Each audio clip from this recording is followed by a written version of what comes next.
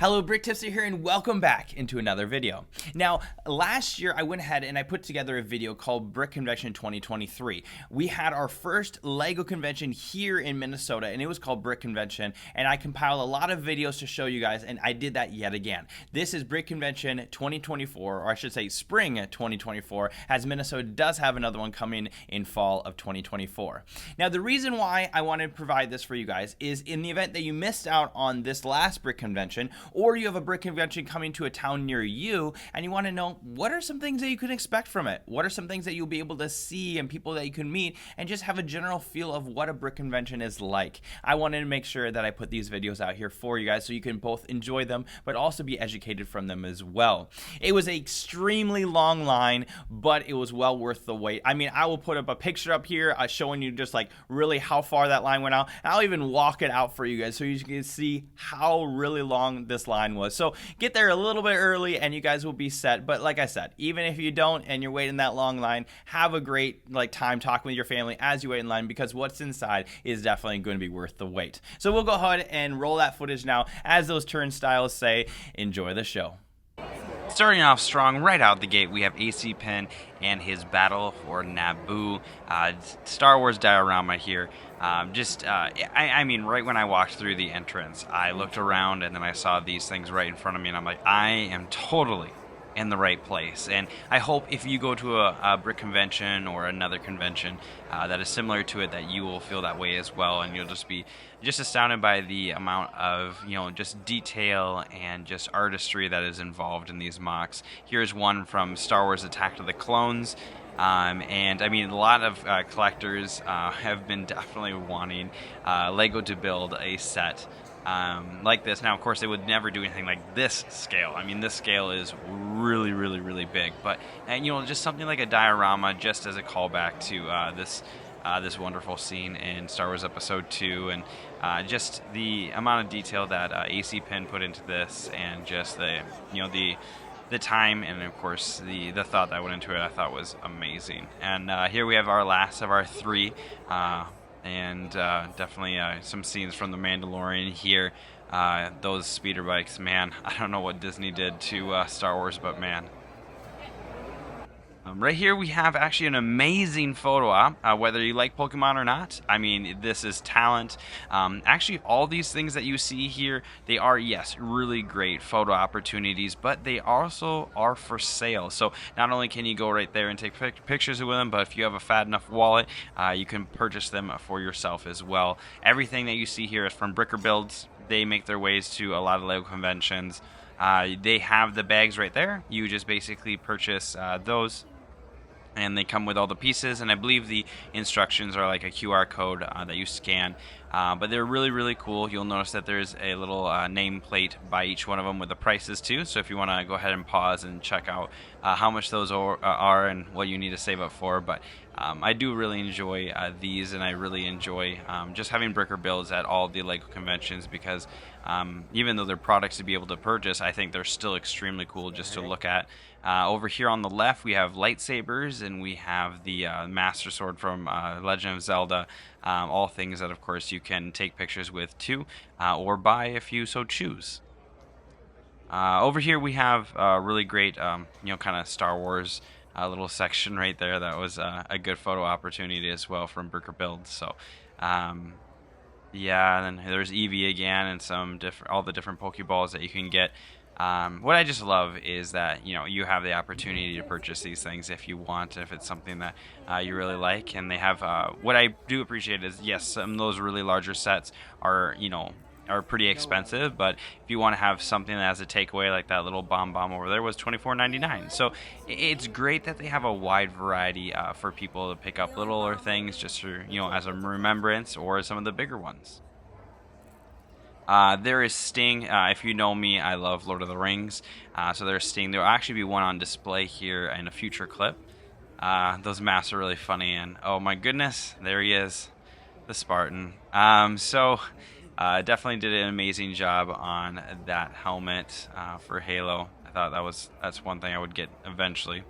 The shaving cream, iconic from Jurassic Park. It actually does open up too, and they have the little vials there. You'll see there in that picture. And then there is the mosquito and amber, lights up too. And then of course the eggs. The eggs I thought were done super well. I think that's the T-Rex, even though it looks, I mean, with those claws, it looks like the Velociraptor for sure. We've got Batman Alley over here. If you're a Batman fan, they have quite a few things for you to be able to use as well. And then over here we have, like, I don't know, the claws from Wolverine. Thought those were super cool as well. And then also we have web shooters. I hadn't seen the web shooters before, so I think either they're new or they just weren't at somewhere that I went to. And of course we give the masses what they want, and that is more Star Wars MOCs. So here is a good representation of the 501st Army getting prepared for something. And then over here we have another Star Wars MOC. I don't know too much about it, but there you go. Next to that, oh my gosh. Okay, so Frank Lloyd Wright is an extremely popular architect. And this MOC designer was like, okay, what if Frank Lloyd Wright was in the Star Wars universe? What would the houses look like? And bam, that's what we have. His attention to detail is amazing. I love that car. I love all the windows lit up. The design of the house is just like Frank Lloyd Wright. And then, oh yeah, we're just going to walk out to our X-Wing and go grab some milk and eggs. I mean, like, that is so cool. He did an amazing job in it. And then he just kept going. Here's another Frank Lloyd Wright on Hoth as a winter chalet. Just super cool and super unique, and something that, like, not very many people would think of or do. Oh, here we go. Yes. That looks like actually a Big Kid Bricks Witch King right there. But we have a Lord of the Rings MOC. I do love Lord of the Rings. So that is a MOC by the same, I believe it was the same MOC builder. Then we have the Aragorn and Arwen scene right here. Our two lovers.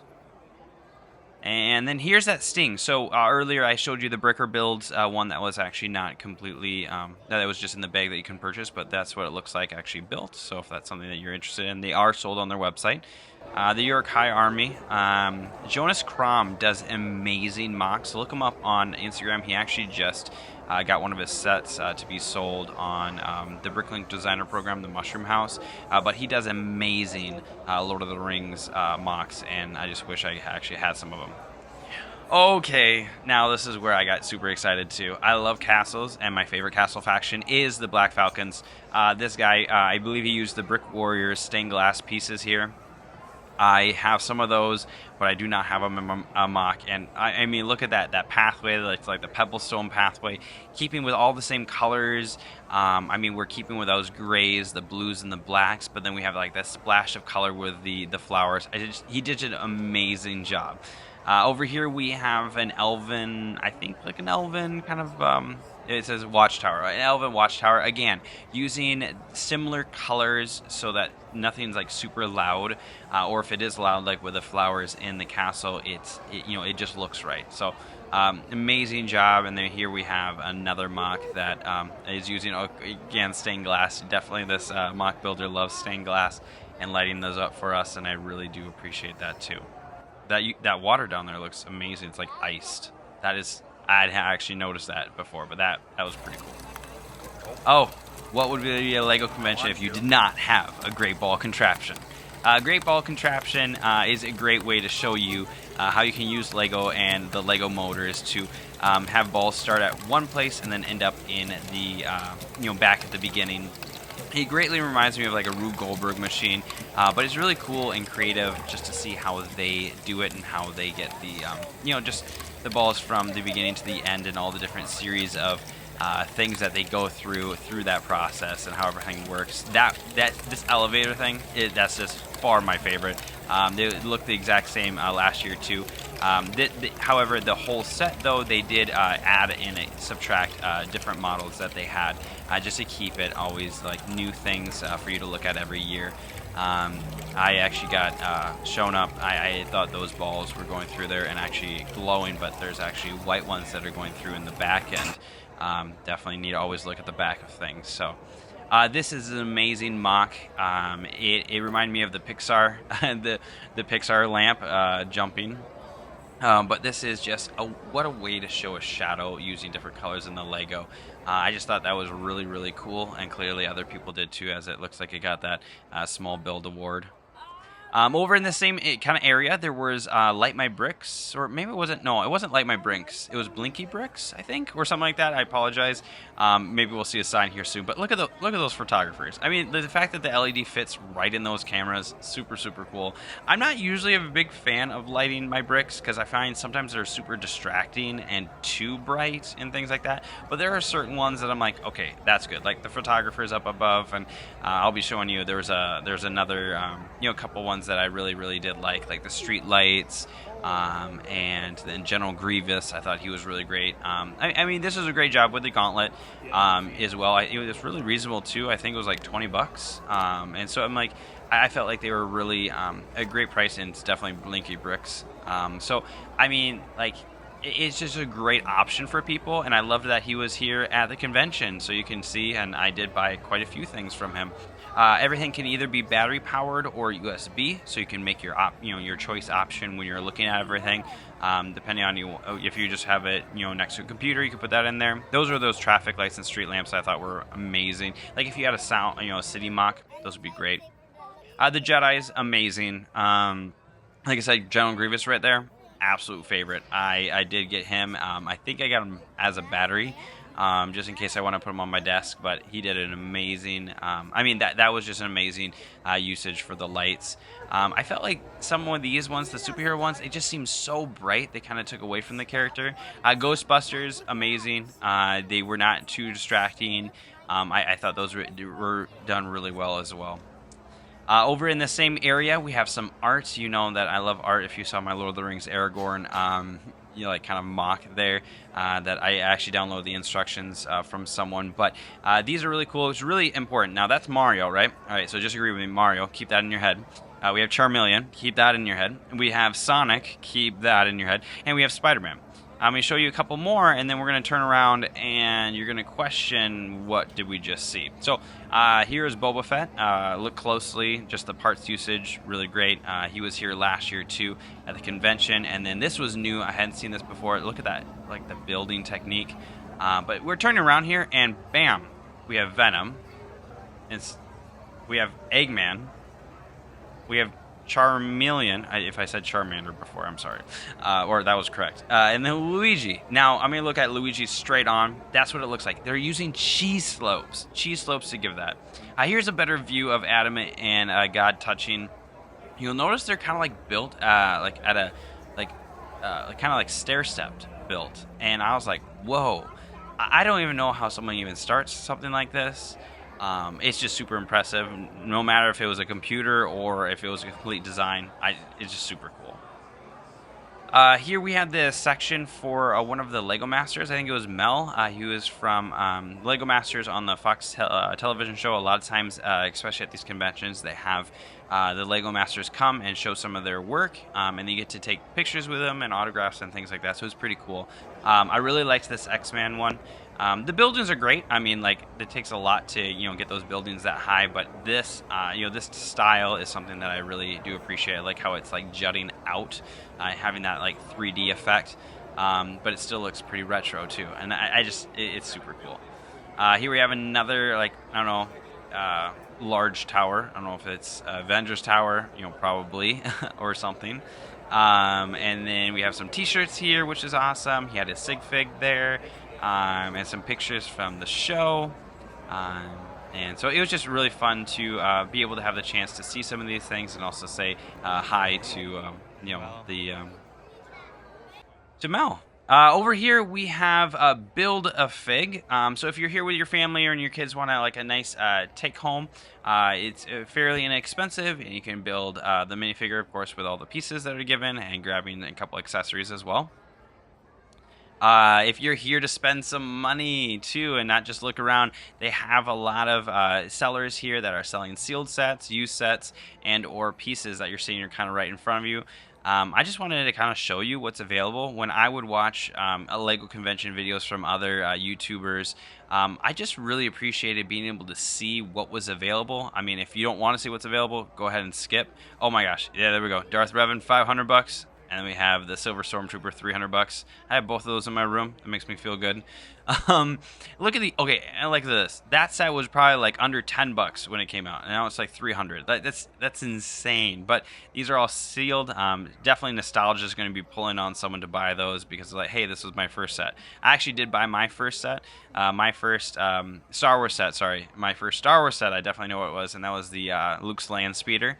I have that sealed and it's in a protective like box as well because it's cool. It's the nostalgic, my first Star Wars Lego set that came out in 1999. I think it was like $6.99 for that. Definitely didn't cost $6.99 when I repurchased it for a collection, but that was what it was, and so I just loved it. Over here we have some animals. There wasn't too much of a large selection of animals when I was a kid, so I really appreciate really being able to see all the different types of animals and all the new molds that we have. Here's another seller. Again, they're selling Revan. Hey, $4.50. He's $50 cheaper than the other one. Oh, there we have Malik. So Revan in the bag, Malik right there. If you don't know anything about Old Republic, I encourage you to go on YouTube and type in Old Republic cinematics. You're going to love them. You're going to wish that Disney made movies just like those cinematics. There she is. Queen Amidala, $300. And there we go. Cloud City Boba Fett, $3,000. He definitely is iconic. He was, I think, the first minifigure to have arm and leg printing. He was in a $100 set that came out in 2003. Mom, if you're watching this, it was on my wish list. I swear, I wanted it for my birthday and or Christmas. It stayed on there. So it would have been $100, but now that set sealed goes for around $12,000. I believe I actually have footage of that. $8,000 to $12,000 depending on the box's condition. But just Boba Fett alone can fetch you for sure $2,500, upwards of $3,200 depending on its condition. Just for that one minifigure from a $100 set. It was only sold in Lego stores and Lego.com. Abby Dawes, she does all the kind of like pins, necklaces, jewelry. Nothing that I really care about, but I love that that's available to people that want that. Here we go. Smaug. That is the most expensive dinosaur, or not dinosaur, sorry, dragon. I saw the dinosaur that you will ever find. There it is, Mom. $12,000. The dragon, Smaug. Back to that. I mean, that will be the most expensive animal, I apologize, that you'll be able to purchase or see. Loved these. Again, art is, I love Lego art. Love the rolled away stone, the cross, and Jesus. Here's a Switch. You can buy this, actually. The Joy-Cons do come off of it. I thought that was a really cool thing to have. And then I like all of his other things he has. They remind me, I don't know, they're just really cool things to have on maybe your desk. There's Peely. And, I don't know if those were for sale, but they were definitely cool to look at. And then, of course, these larger builds as well. I have too many Lego, said no one ever. That is so true. Over here we have more castle mocks. Love the castle theme. That is one of my favorite themes. And I thought he did a really great job just of making really like this lived-in area. I mean, it doesn't look like I don't know. It just looks like it's back in the time. There we have Lego spelt out in like a castle way. I thought that was really unique. There's this kid. I think he probably made that. He was very super proud of it. I had to like spin around here and be like, oh, like look at it. But yeah, grab something if you need. He definitely really loved that thing that he made. Here's a castle mock. Now, what's different? It has water, like actual real H2O water running through it. Definitely a feat. I hadn't seen that before, someone that's actually using real water. You got the pump on the back here. I mean, aesthetically, that is awesome. I don't know how it's done, but he did a great job, and I really appreciated being able to see that. All these sets here, these are not made by them. They are built by them. They did, of course, add the lights, but these are all sets that at one point Lego was sold. That loop coaster that you see there is still available to be sold, but it was great to still see them on display. Here is an amazing Wizard of Oz set. I love this thing. Now, I did not start at the beginning. I so apologize, but of course the first scene is supposed to be the black and white tornado. But all these different scenes are super cool. I love how they're divided out. I think she did an amazing job with dividing them out and just capturing all those iconic scenes from the Wizard of Oz. This is definitely my by far my favorite one that she replicated here is this yellow brick road leading to the Emerald City. Love all the foliage, the flowers. It just such a good job. That was definitely my favorite. And then here's everyone's nightmare, of course. If you watched it when you were a kid, those flying monkeys probably haunted your dreams. So we'll go ahead and skip that scene and come over this one. Here's, of course, at I think the end of the movie when he kind of goes up in the balloon with all the munchkins there and Dorothy. And here's the beginning. Loved that it was all black and white. You'll see there's the tornado and the house was on top of the tornado there spinning around, but just loved that it was all black and white. That was such a good, I don't know. That was such an amazing idea. This mock is amazing. So a great tribute to the movie. These shadow boxes. Okay, so this Dad and the Son, when they do trips together, they, after the trip, will build the mock of where they went as like a memory of where they went. I'm like, that is so cool. So like, you get home from a trip, father and son trip or a family trip, and you build a Lego set where you were, and just using the pieces you have just to, have a memory of that place. I thought that was such a cool and unique way of storing memories.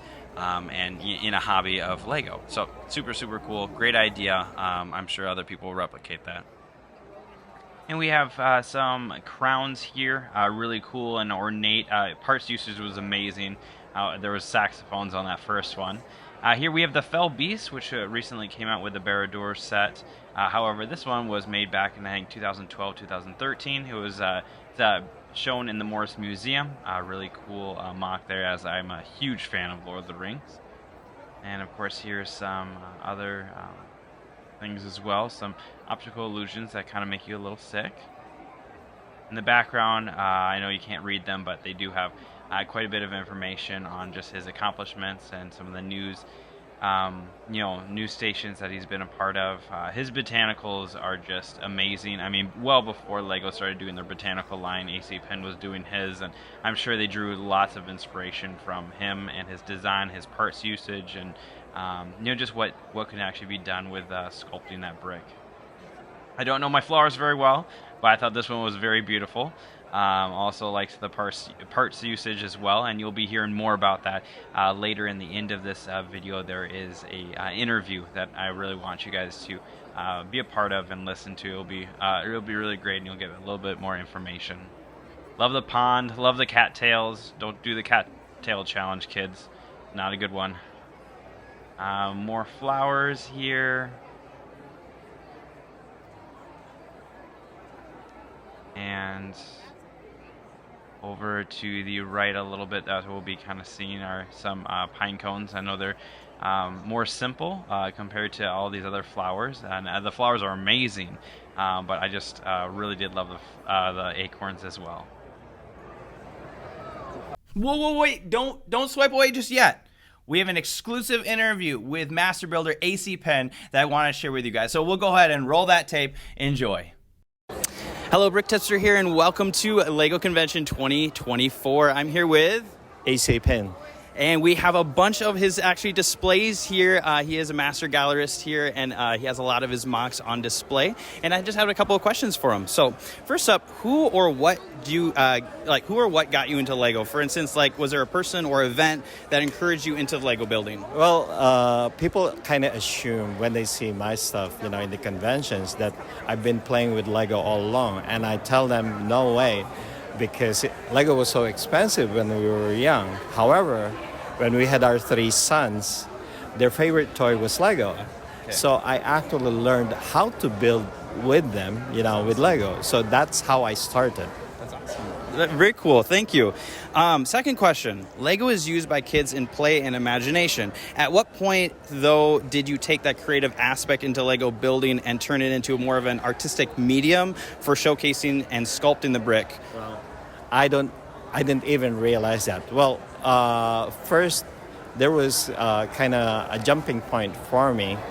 1999 was when Lego started building the Star Wars sets. Okay. Now, I'm a Star Wars fan first before I became a Lego fan. A lot of people are, definitely. So once they did that, then I was all into the hobby.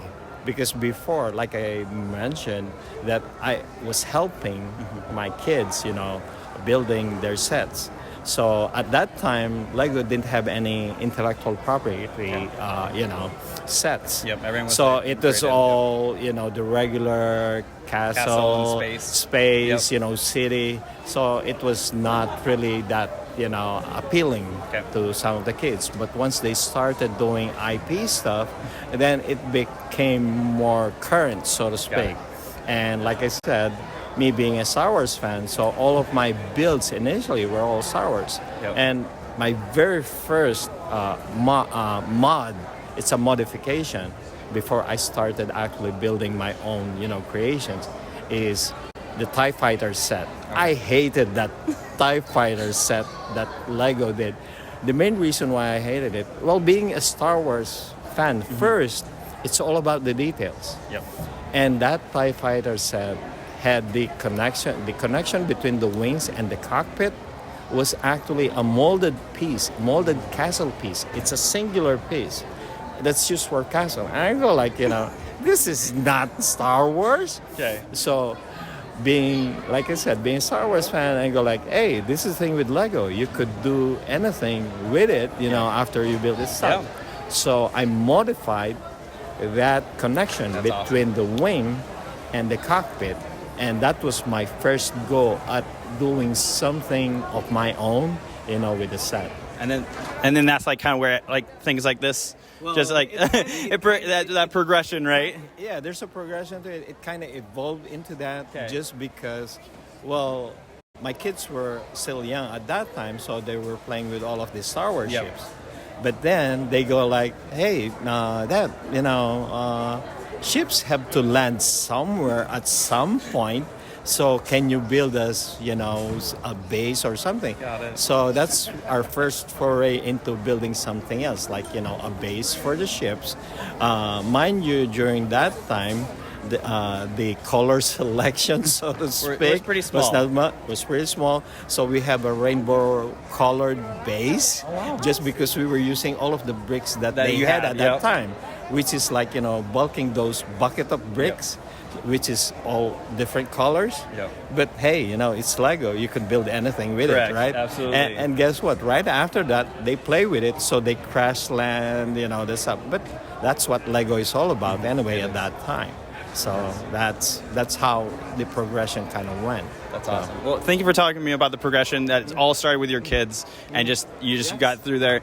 My next question would be, what was the first Lego set that you ever owned? Now, you had said that like you weren't really into it, but then it came into the older kids. Did you ever buy any sets with your kids, or did it all just start with your kids, and then you used those Lego bricks and just started sculpting? Well, actually, like I mentioned, the Star Wars sets, those were the very first ones that we bought. Got it. Even though I was saying, it's for my kids, well, most of it was mine. Yeah, right. Especially the Millennium Falcon. Yes. But after a while, I hated that Millennium Falcon, the way they designed it, because they used the molded pieces from those space, sets that they had. And it was like, and they just changed the printing. Okay. But those were the very first sets that we owned. Awesome. Which project, you have we can walk around a little bit, but which project or build are you most proud of from your gallery? And it doesn't have to be something that's physically here right now. Because people ask me that, right? So which is your favorite build? Yep. Well, you usually don't ask who's your favorite kid, right? True. Very true. They all have their own, attributes that are story unique, to and them, that's right? why. Yeah. But the very first big build that I did is already gone, and it predates everything that you see here that I did on display. It was the training grounds for the clones. Okay. So, which is in Camino. So I did that many years before the Theed Hangar and Indian Ocean Arena, all of this. So it predates that. That was my favorite build in a way, because I kind of broke the mold, so to speak, from just building small. Like the largest that I did was a large baseplate layout. Okay. And this one will fill this table. So it's even bigger than the Indian Ocean area. This is 18 base plates at 3x6 configuration. So that is easily, I believe, 10 base plates long and 6 wide. So that's 6x10. So that's 60 base plates. That's huge. And even so, it's only one piece. So I built it as one piece because I was not doing any shows during that time. But the biggest thing when I did that was StarWars.com actually blogged it. Oh my gosh, that's So, awesome. hey, you know, you're like, doing wow. Star Wars, Yeah, you know, that's and that amazing. was very early on. And you're like, what? You know, so it That made is the really headline, so to speak. That is And, really cool. For StarWars.com to even notice, and you're like, yeah. So speaking of these like builds and everything that we see here, what was like your design process? Like how do you start, like, you know, sometimes it's because of need, like your kids are like, hey, we need some of our ships land. But like where is your design process start? Are you do start with sketching or what? Well, you've seen my works, right? So those who don't know me, they go see like this section. I intentionally separated Star Wars from botanicals and so on, so that at least when people view it, you know, there's a continuity process. So this is different theme, Star Wars. This is different name, botanicals, and so on. So it's the same thing. The design process is different for each of one. Now, since Star Wars is very detail oriented, I make sure that I do a lot of screen caps, you know, and research, like, you know, the whole scene. What are the characters? What is the storyline? Because when you're doing action figure, you know, like the action figure ones, which I did before I got into Lego, it's the same skill set that I was using when I was doing action figure dioramas. So now I'm doing minifigure dioramas, but the skill set is still there. I still have the eye, so to speak, of gauging, okay, what is the storyline that I'm telling for this particular So it's like scene? immersive, so everyone Yeah, walks up and they totally just get immersed into what you have there. Because I love it when the first time that people see it, oh, I know what this scene is, and I don't have to fill in because, like, you know, everybody already recognizes it. So that is the effect that I want to achieve every time people see my work. So that's Star Wars. So a lot of research has to be done with that. Botanicals are You want to different. walk over the botanicals? Yeah, sure. All right, let's Let's go. walk over the botanicals. So botanicals are a different matter altogether because they're organic, right? So the very first ones that I did with regards to the botanicals, you know, is I tried to actually emulate the actual flowers. So the calla lilies, you know, are one. The lilies on the pond. I love those. So those are all different aspects of building. So it's more like I see an actual flower, and believe it or not, most of the time I'm already configuring out in my mind Like what the pieces to you? Yeah, I already know the pieces that I could use to build that. So it's a different design process. So this more botanicals are more spontaneous, whereas the Star Wars are very detail oriented. All right. Are you a Lord of the Rings fan? Somewhat. I mean, with the movies and that stuff, but I haven't really expanded much on Lord of the Rings. But I do have here one piece that's from the Lord of the Rings. Let's go look at it. Yeah.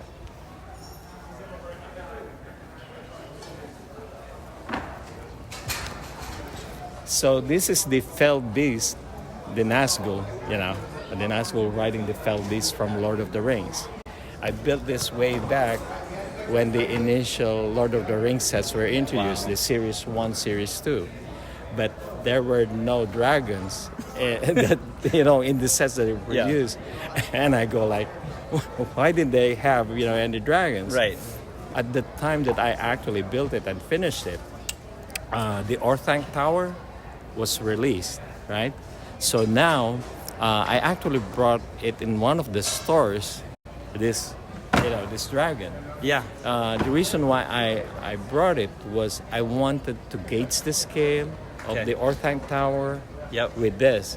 So, I mean, you've been to a lot of the Lego stores, so they have those display cases, right? Yeah. So I actually put it on top of the Orthang Tower, right? You just brought it there? Yeah, I brought it there, put it there, took pictures of it, and then I kind of forgot about it because the staff, like, we were chatting about, and then suddenly a kid actually comes up to us, excuse me. I said, is that saying, is that the new dragon for Lord of the Rings? And the staff says, what dragon? There's no dragon for Lord. And then I kind of, oops, I go like, in the front of the store, this dragon was on top of the Orthang Tower. And that's why they thought it was going to be, it's a new model. That's going to be a new set coming out. So I kind of I took it back, and then the poor kid was like, it's not, a set. It's not included. It's not going to be a set. I said, I'm sorry. I said, but you can take a picture with it. I said, to the kid. And then the kid, okay. So he took a picture, holding the dragon. Well, hopefully that kid went home and used that picture and got creative and built it based off of what he saw. But get this, in one of the early shows that I did, some of the attendees mentioned this is something else because the build, the way I've done it, the piece usage is all different. Yep. The wings, by the way, are from the Batmobile set. Oh wow! The very first one. Wow! But they're small, so I use extenders using Technic pieces. Yeah. To make the wingspan, bigger. But that was the thing. So this is the only Lord of the Rings creation that I've done thus far. And so tell me about the Morris Museum with this one. Well, some of the attendees were saying, the way it's done looks like a sculpture that needs to be in a museum. And 2 years afterwards, guess what? I get invited by Morris Museum in my home state, New Jersey, to actually bring my stuff. So that's awesome. There you go. It became a museum piece for about 3 months. And then some of your other stuff has been in around at the Lego house, correct? Or... Yeah. Well, unfortunately, since this is the second year, all of those that hold Baker's Dozen from the Lego house were from last year. Got it. So these are all new. However, I still have this version of the new Brick Journal. Okay. That kind of entails touring with brick convention. So what we did last year. So that's the shot of all of those Lego house creations. And one more question regarding your mocks. Tell me more about this one. I've seen it all over the place. Yeah. Clearly it's been on a lot of news channels. Yeah. Oh, the feed hanger.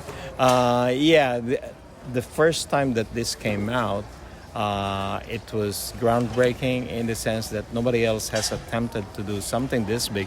The layout is 8 large base plates and a 2x4 configuration.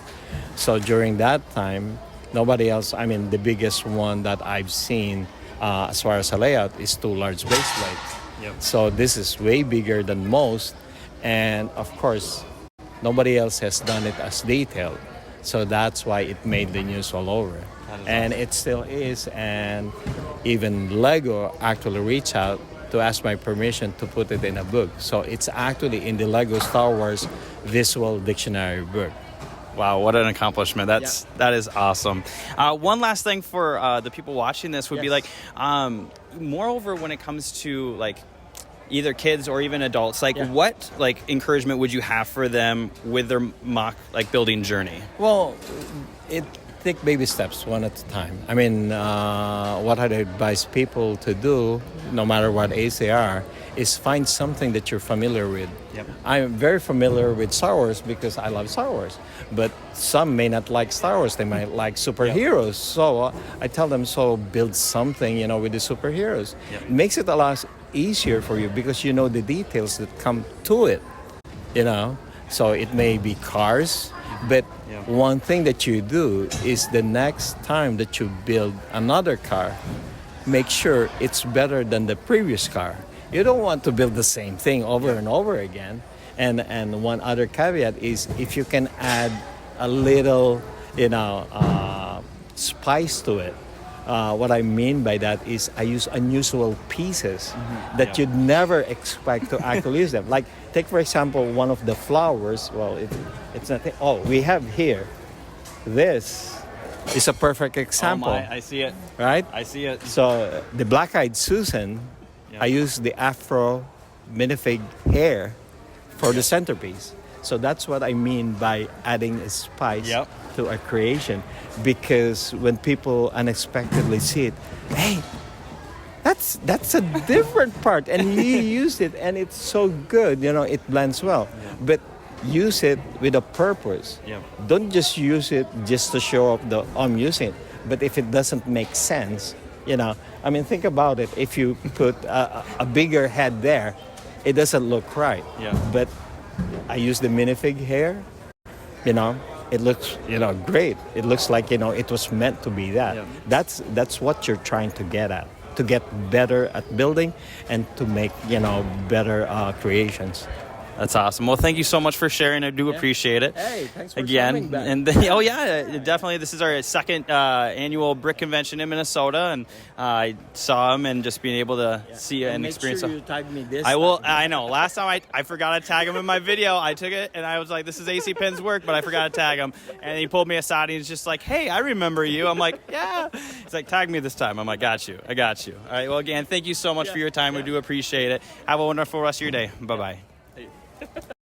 Well, guys, I hope you enjoyed that footage, not only of Brick Convention, but as well as that interview with AC Penn. I hope you enjoyed both, and please, in the comments, let me know, what was some favorite things that you saw from my footage at Brick Convention, or what are some things that you have seen at your Brick Conventions that you wanted to share as well? Please leave a comment. I'd love to start that conversation about what has inspired you from what you saw in this video, or what are some things that you have been inspired by your Brick Conventions that you've gone to as well. So I hope to hear from you guys. Please let me know if you have any questions. Again, thank you so much for supporting the channel, and we'll see you in the next video. Goodbye.